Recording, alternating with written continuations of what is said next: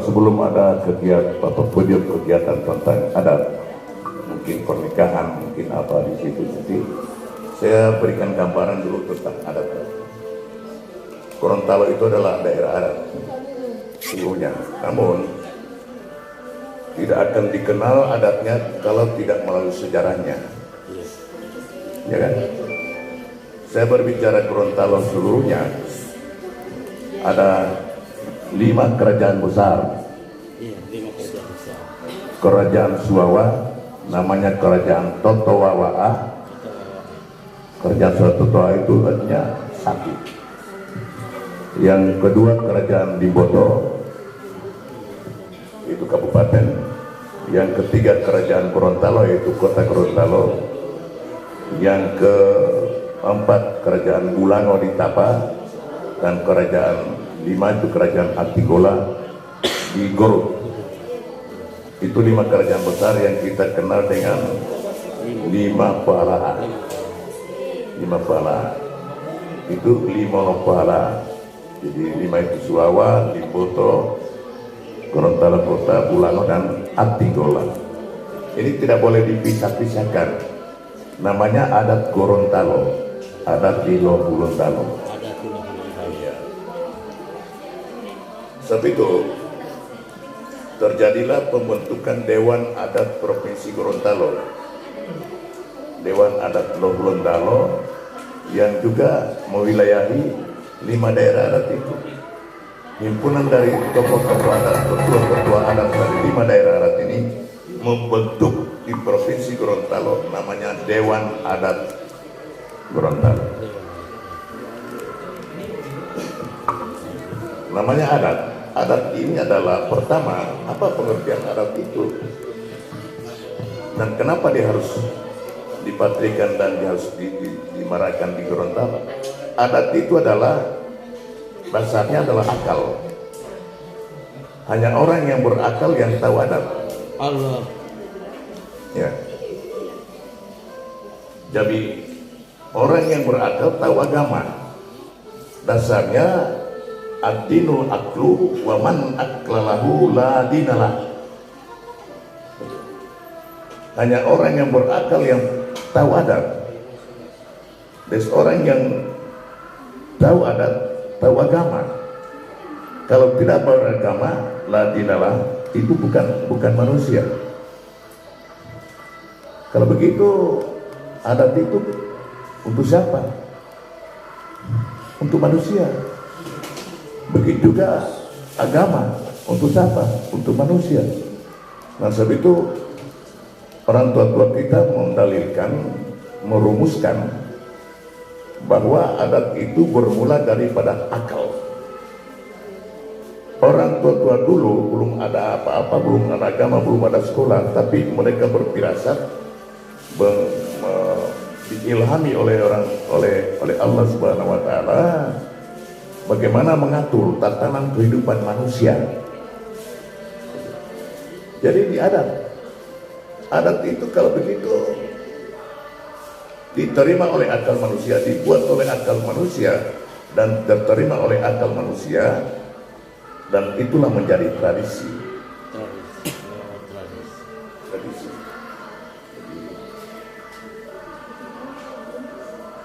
Akal kemudian tradisi, jadi tradisi. Adat kemudian akal,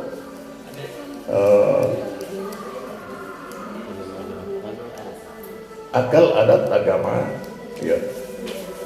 Makanya Gorontalo mengatakan adat bersendi syarat, syarat bersendikan kitabullah, Al-Quran itu. Jadi itu dikatakan adat itu berdasarkan agama. Nah, bagaimana cara mengamalkannya? Itu tergantung di kalbi. Masuk akal dan terterima oleh kalbi. Kalbi ini kan kata hati. Akal mengatur begitu, manusia harus begini, harus nikah. Kalau sudah remaja harus nikah. Ada aturan-aturannya yang masuk akal, yang terterima oleh agama.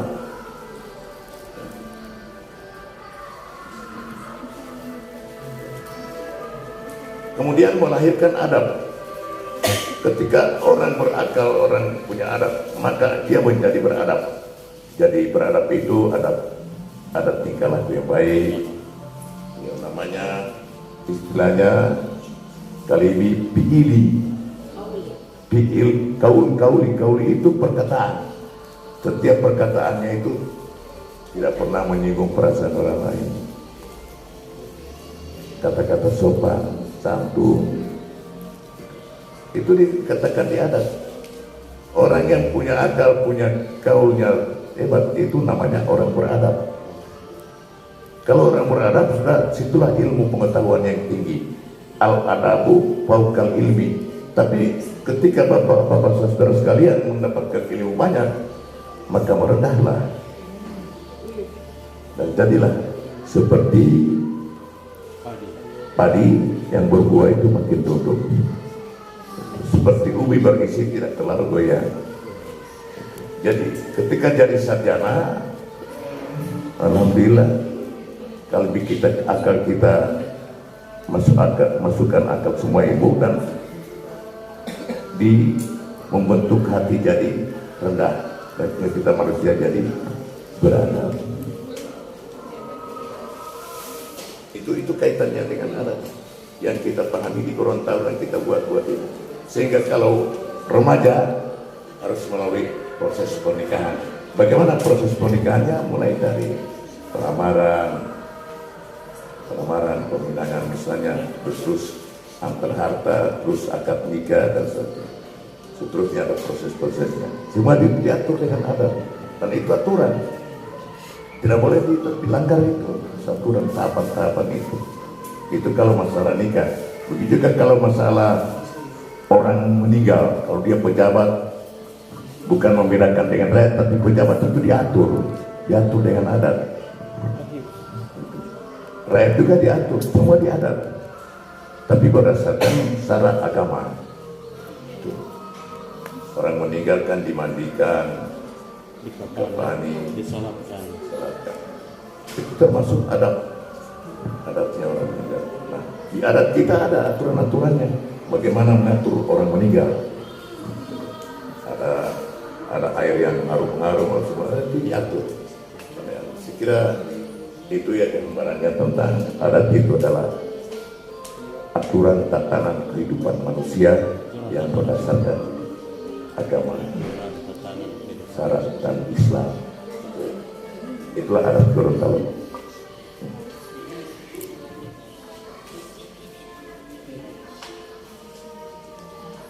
Baik, terima kasih Bapak yang telah memberikan materi. Assalamualaikum warahmatullahi wabarakatuh. Hai sahabat YouTube yang saya cintai atau sahabat Habib Channel guys. Welcome to my page Habib Channel.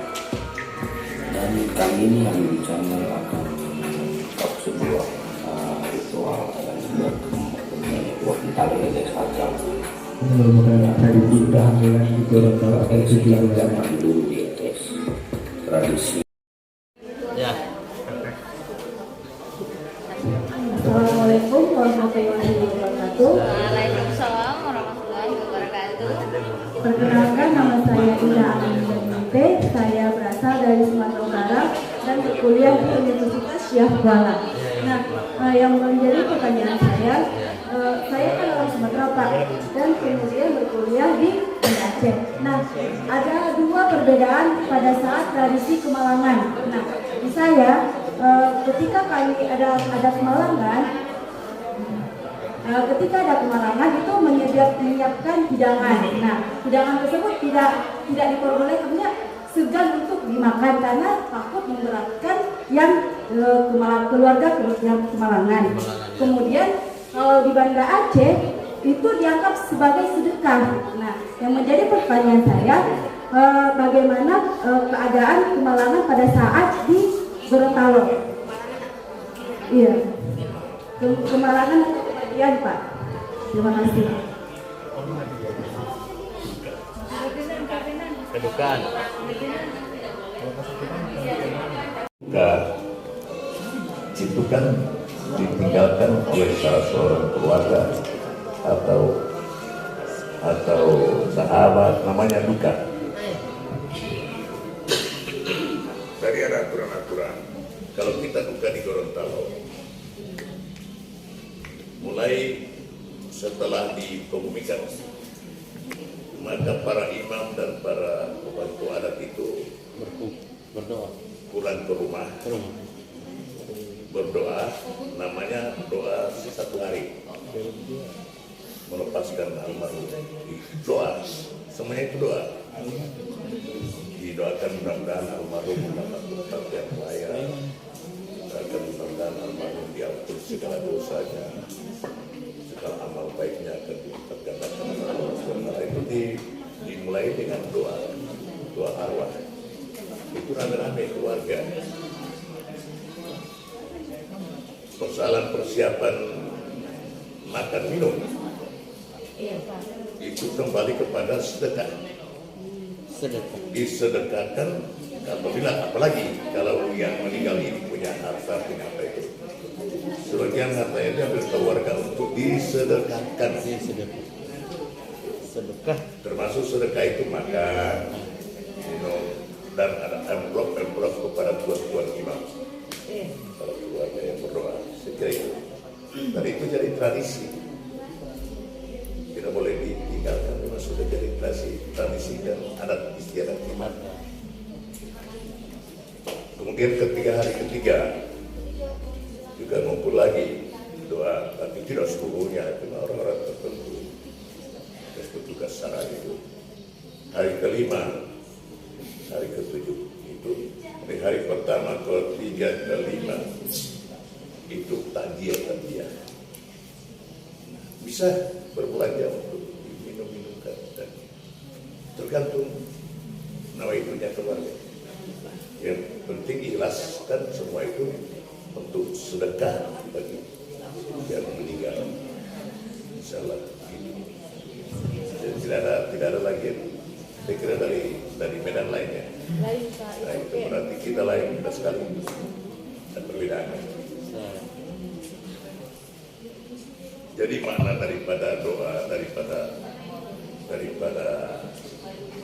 doa itu, bersedekah itu untuk kepentingan daripada yang meninggal, didoakan untuk menjadi meringankan bebannya di kubur, semua itu semua didoakan itu. Tapi doa-doanya namanya doa arwah. Doa arwah.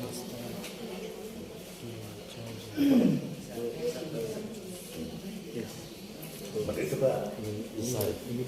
Mengapa harus pakai baju putih itu Bapak, dan mengapa harus pakai baju biru dan parfum? Oh begini.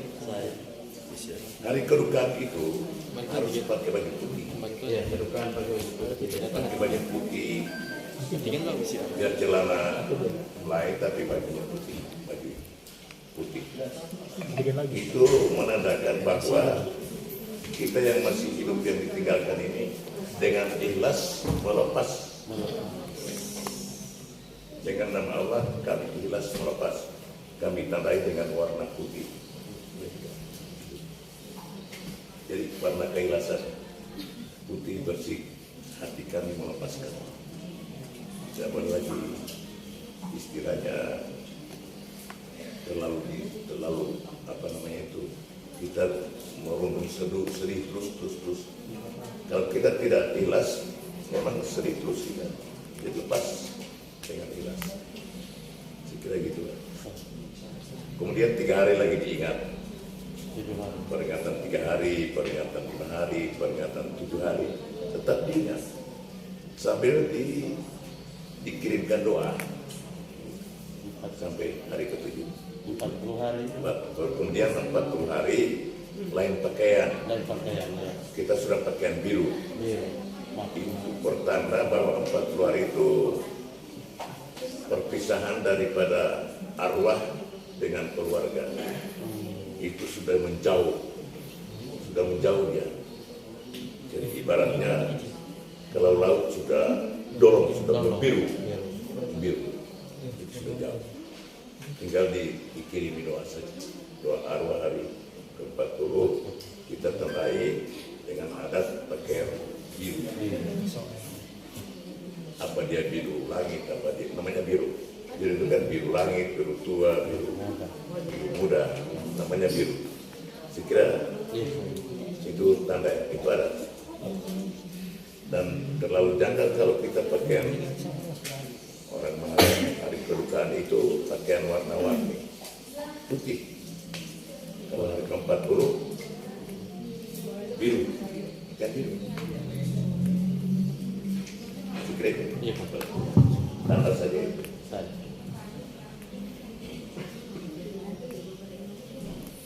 Baik, masih dibuka sesi pertanyaan.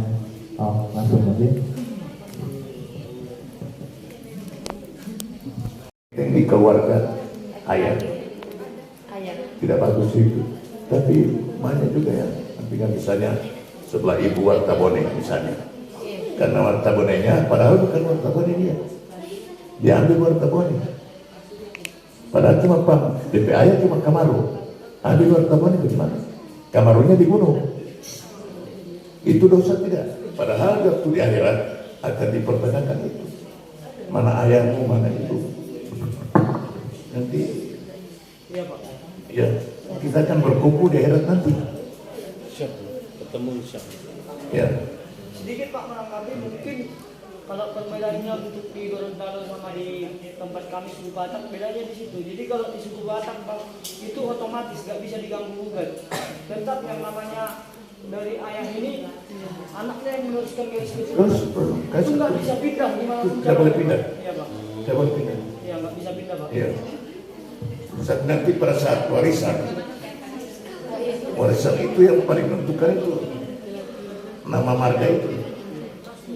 Misalnya ada perkara-perkara bagian harta apa semua, ada yang tidak kena, padahal dia marga itu, cuma dia sebagai marga lainnya ya udah lagi, nggak usah. Itu juga merugikan. Di sini kata orang tua-tua, biar namanya Palembang itu apa? Pelepak. Biar dia ini orang tuanya laki-laki ini pelepak. Tak pelepak itu teruskan kepada anak cucunya yang laki-laki itu. Saya kira itu tidak akan harus berubah sama dengan Gorontalo. Ya. Tapi kadang ada yang sudah ganti-ganti pam karena mau melekatkan pam dari pamannya dan ada harta semua. Ya, oke. Jadi materiali.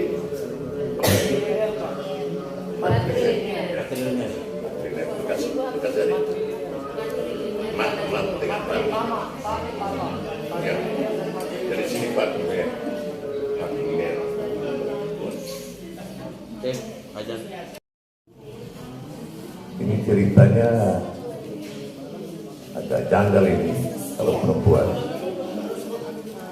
Ada seperti biji kacang menempel di vagina bayi itu harus keluarkan karena itu kotor. Dikeluarkan namanya disunat. Tapi tidak harus dicungkil dengan apa, tapi ada yang baca-baca. Hanya dukun yang tahu itu, ulang. Dia baca, dia keluar sendiri. Jadi makanya itu perlu mendalam mandi lemon itu. Ya, itu mandi lemon itu simbol saja, tapi pelaksanaannya adalah dukun itu. Cuma di kupik-kupik begitu, tapi keluar itu biji yang perempuan. Sebab itu termasuk jadi tempat kotor itu dikeluarkan. Sama dengan laki-laki disunat dipotong karena itu jangan sampai jadi tumpuan potong. Makanya kulit itu keluar. Sekiranya itu namanya sunat, itu sunat. Sunat untuk perempuan mandi lemon itu disiram dengan air lemon dia dengan daun-daun yang harum, tapi dari daun-daun lemon. bukan lemon bijinya, apa itu buahnya itu pedis kesian. Nanti cuma ada DP baca-baca lagi oleh tulis itu apa itu lemon itu cuma dipotong baru saya kira itu adat, termasuk adat namanya adat istiadat. Itu jadi hanya lemon yang bisa jadi, tidak boleh ramuan lain. Semanggi. Ya, jelas ya untuk mandi lemon. Jadi bagi sunatan anak kecil perempuan, bayi perempuan, apa yang dikeluarkan di situ bisa katakan itu seperti biji dari dan itu keluar sendirinya, bukan dicungkit, itu dibujuk-bujuk, ada dari kata-kata itu dalam bahasa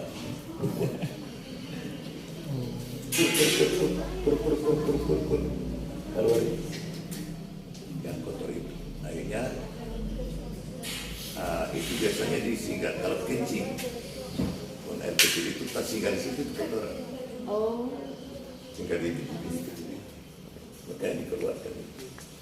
Jadi tempat sama dengan sunatan laki-laki dipotong kulit ujungnya supaya dia menonjol di punya kepala dan bersih biar kencing dapat kita singgah di kulit itu.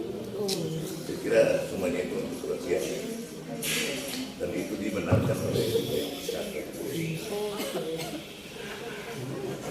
Kira itu sesudah kalian disunat, sudah kalian disunat itu beat. Pembeatan.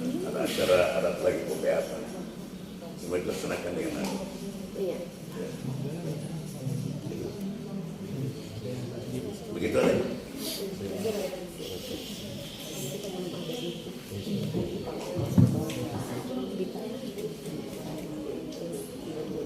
Silakan teman-teman, ada lagi yang mau tentang penjamuan tamu di Gorontalo. Yang kedua, keterkaitan jagung di Gorontalo itu apa maknanya?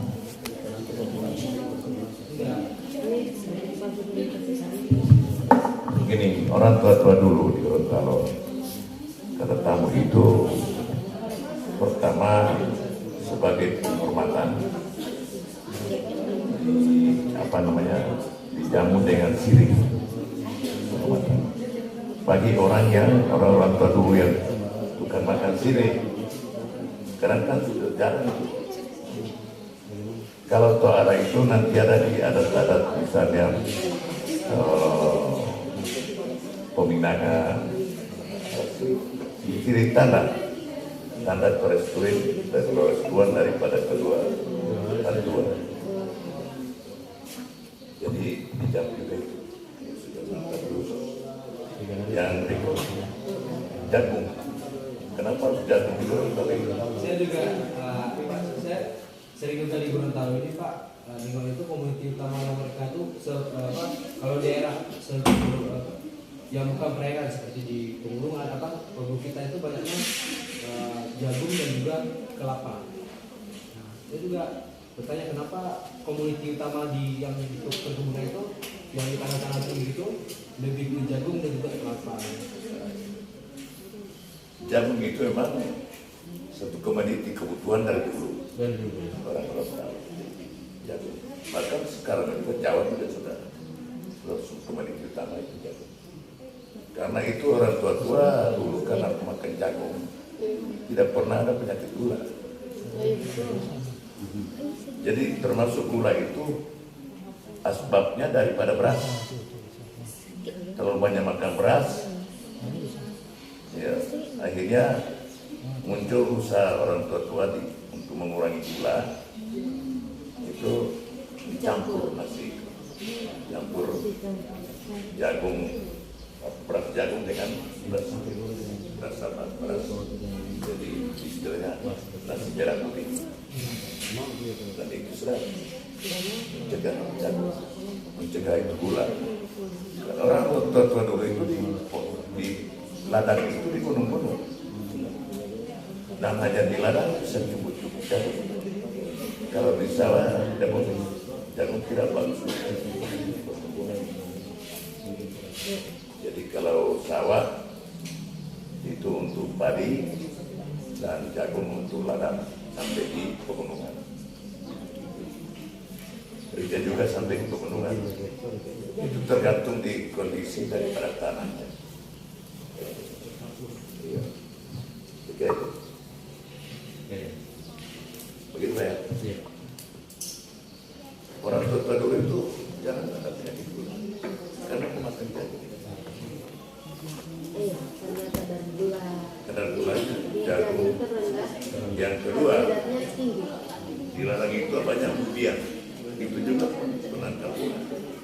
Oh, Jadi orang tua dulu itu petani itu gimana bilang dia punya badan tidak pernah ada gula. Kalau biang semua makanan asal dari tanah tidak ada campur-campur kimia. Belum ada pupuk segala. Sekarang situasi padi sekarang minta pupuk. iya. Hati-hati. Pupuk kimia. Jadi lebih makan makanan dari kebun asli. Hah? Ya. Astagfirullah. Yang tadi. Kok cepat nih kau lihat? Ya gimana? Gimana dia? Apakah masih ada pertanyaan teman-teman? Teman-teman. Assalamualaikum warahmatullahi wabarakatuh. Waalaikumsalam.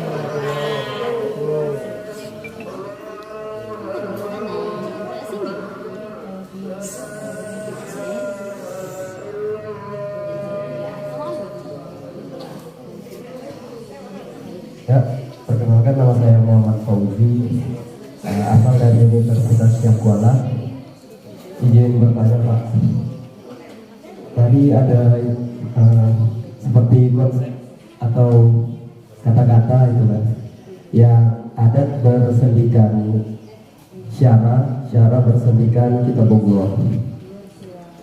Apakah konsep ini muncul dari atau bersamaan dengan masuknya Islam di Gorontalo? Dalam artian kapan konsep ini mulai masuk ke Gorontalo gitu Pak? Terima kasih. Islam ini masuk ke Gorontalo. Oh iya, apa? Sejarah. akan ke sana. Sekira gini, kita melihat dulu Gorontalo sekitarnya sebelum ada Limboto, sebelum ada Gorontalo kota, yaitu masih bersumber di Kerajaan Suara, Kerajaan Suara, Kerajaan Tertua. Untuk dimaklum bersama bahwa sumber peredaran perkembangan manusia itu berasal dari Sulawesi sampai di Sulawesi Tengah, sampai di Banggai, Toli semua itu ekspedisinya orang-orang Sulawesi sampai sana. Sebelum ada kerajaan Limboto, Iya.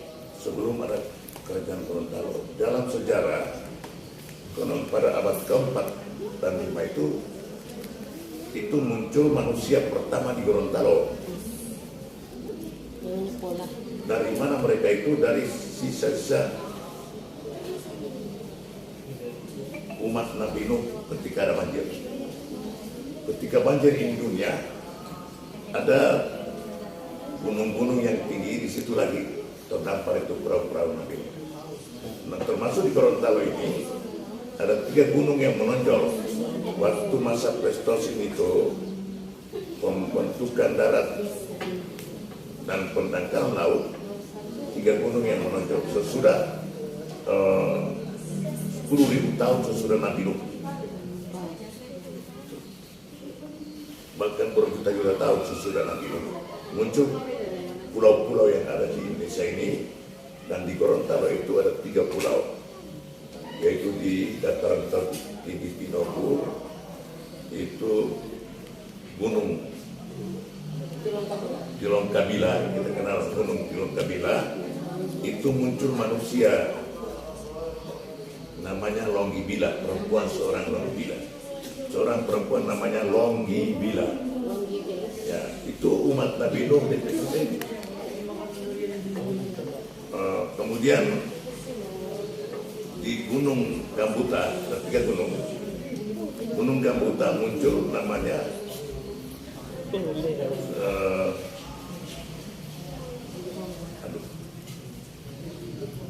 Modulion. Modulion itu manusia pertama. Kemudian manusia pertama ketiga yaitu yang terdampar di Gunung Ali, namanya Ali. Tapi jauh sebelum itu, jauh sebelum dataran tiga kebun ini, 3 gunung ini, muncul dulu pertama seorang aulia Allah. Aulia Allah sesudah Nabi Nuh ini, namanya Mo'olwadu. Itu manusia pertama di Gorontalo. Nanti saya bukukan, baru nanti di fotokopi. Iya, siap. Baru Mo'olwadu, baru yang kedua Centeno, perempuan. Ini aulia-aulia Allah. Baru Ohito, baru Membena. Nah, 4 kubur di sana. Sekarang kubur tua itu masih diziarahi oleh orang-orang. Itu kuburan-kuburan sakti. Itu munculnya manusia pertama di Gorontalo. Belum ada Limboto, belum ada Gorontalo ini. Baru satu kerajaan, kerajaan Sulawa yang terhitung pada abad keempat. Bukan abad 1000-an, abad keempat, 400-an sampai 500-an. Ya. Kemudian ini berkembang dan menjadilah kerajaan Limboto, menjadilah kerajaan Gorontalo kota, kerajaan Pelanggan dan Antigola, sehingga terjadi 5 daerah adat yang bersumber dari kerajaan Sulaw. Itu kira enteng ini. Cuma kalau tahun-tahunnya saya selalu lupa bagaimana itu kerajaan. Ya, dari 3 gunung ini ada kerajaan Limboto itu nanti 19 kali kerajaan-kerajaan Sulaw bergantian baru muncul kerajaan Limboto. Itu begitu lamanya. Itu masa Pleistosen, masa pendangkalan laut dan pembentukan daratan. Itu yang pertama muncul 3 gunung itu. Nah, di situ kira-kira kalau menurut Tommy Pierce, ahli sejarah Belanda, 1512 sampai 1515, kerajaan di Sulawesi itu ada beberapa yang kerajaan purba, kerajaan tua, antara lain Subawa, Limboto, Gorontalo, Bulango, dan Antigola. Ya, jadi kerajaan tua di Gorontalo itu. Cuma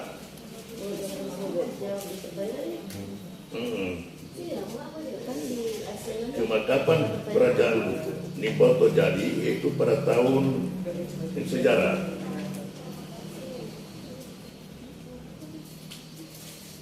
tahun 1300 kerajaan Limboto, Pak. 1320. Ya. Itu yang menjadi raja di kerajaan Limboto pertama itu adalah orang Sulawa. Orang saudaranya Raja Sulawa yaitu Bu Ibu Nale, yang sekarang dipakai-pakai di sajak-sajak itu. Selalu Ibu Nale, air cucu daripada Bu Ibu Nale. Bu itu ratu. Ya. Baru menjadi kerajaan Gorontalo nanti tahun 1360. Rajanya adalah cucu dari Raja Sulawa, namanya Putri Bulaida. Ini 3 kerajaan besar ini tetap asalnya dari Sulawa juga. Raja pertama Sulawa, raja kedua Raja Raja berikut dari Limboto, dari Gorontalo, Sulawesi.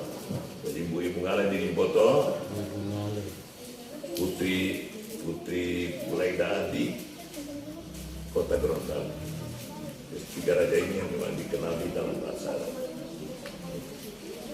Kira ini pertama saja. Nah, sebab itu dari mana Islam itu begini?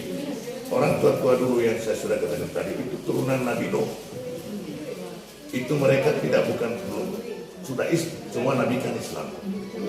Cuma ketauhidannya ini yang muncul di Suai itu ilmu ketauhidan namanya perbuatan mita itu artinya Tuhan hanya satu, Tuhan itu esa.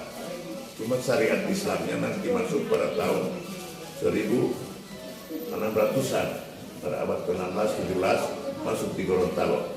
Sehingga kenapa orang Gorontalo Islam seluruhnya terterima? Karena dulu masih orang tua dulu itu punya ilmu ketauhidan, namanya Allah itu esa. Begitu masuk Islam pada abad ke-16, 17 di Gorontalo, memang orang Gorontalo sudah punya ketauhidan tentang keesaan Allah itu. Begitu Islam ini mengajarkan bahwa tauhidnya itu adalah Allah, maka terterima di Gorontalo semua. Kalau begitu ya kita Allah, karena kita sudah punya ilmu ketauhidan tentang itu. Jadi seluruh rakyat Gorontalo menerima keberadaan Islam. Jadi Islam jadi terterima di Gorontalo, begitu Pak. Jadi kalau bukan Islam dulu itu, sebelum Islam, kalau belum ada ketahuan tentang Allah tidak terterima agama Islam di Gorontalo. Cuma persamaan sama. Tetap ketahuan itu sudah dari dulu masa Nabi Nuh itu, bahwa Allah itu sah. Bahasa Sulawesi Tobuata bisa kita tutup. Bahasa Gorontalo yang membuat tutup. Nah, itu. Begitu ya. Jadi Islam itu datang dari semasa Nabi Nuh. Banjir di sini banjir nama itu 10.000 tahun lampau. Bahkan kita tahu ketika pembentukan daratan dan pendekatan laut, maka muncul 3 gunung di sini, Gunung Tilong Kabila, Gunung Kabuta, dengan Gunung Ali. Muncul manusia-manusia wali, aulia Allah itu, aulia Allah mereka itu. Namanya aulia Allah itu Islam juga. Jika itu, maka adat Gorontalo menjadi adat berseli-sara Tabula. Dan ajaran-ajaran adat orang tua juga menyangkut agama. Seperti akal, kalbi, gauli, fiili, popoli. Akal itu terterima dan menerima tentang ajaran agama. Kalbi itu hati kita hati, ketahuan tinggi. Dan baru adat itu aturan, sehingga terjadilah istilahnya kesenyawaan adat dengan agama. Maka orang beradat harus tahu agama, orang beragama harus tahu akal, orang berakal harus tahu adat. Saya kira itulah adat Gorontalo itu.